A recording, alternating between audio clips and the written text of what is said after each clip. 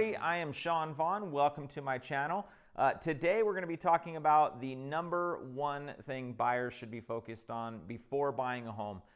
Whether you're buying a year from now or 5 years from now or 10 years from now, in my opinion, this is the number one thing that you should be focused on. Okay, so what is it? What is the number one thing a buyer should be focused on before they get started on buying a home?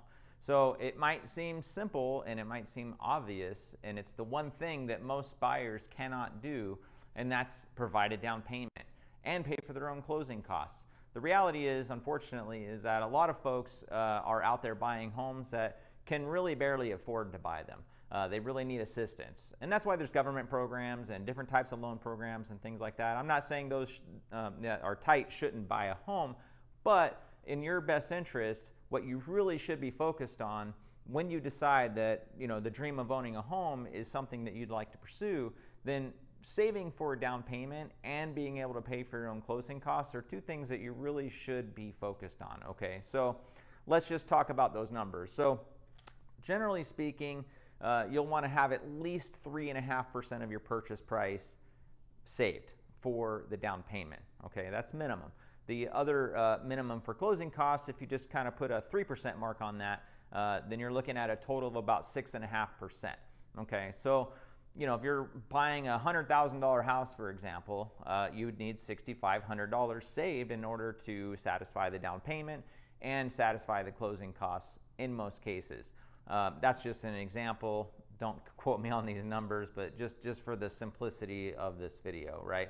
So start saving now. It doesn't really matter how much you save, as long as you start saving for these things. The less amount of money you have to ask for in the negotiation process when you're making an offer on a home, the more powerful your loan is, your offer is going to be, right? So let's just say, for example, you go and you get pre-approved for a no down payment assistance program.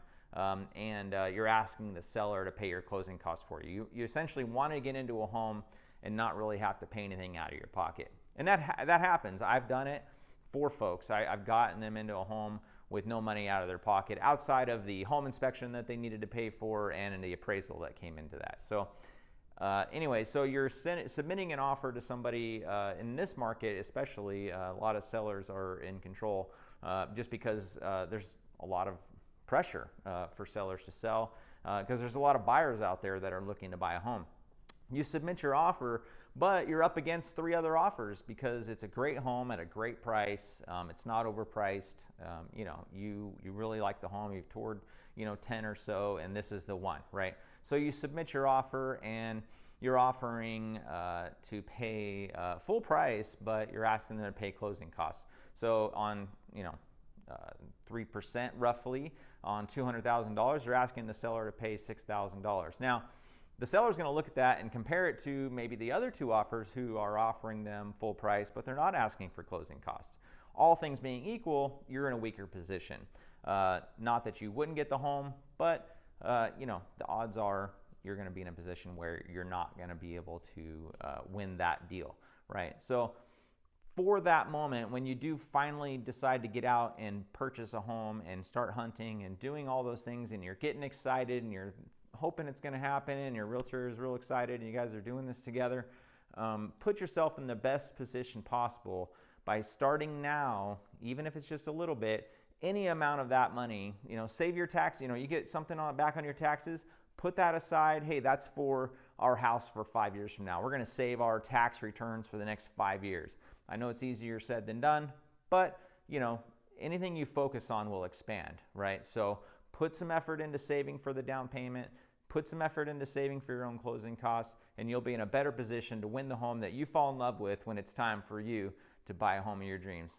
Thanks for checking out the video. Don't forget to like and share and comment and subscribe to my channel. Check out the description for my other social sites and my website at ShawnVaughnHomes.com. And as always, I really appreciate your support. Thank you very much, and we'll talk to you soon.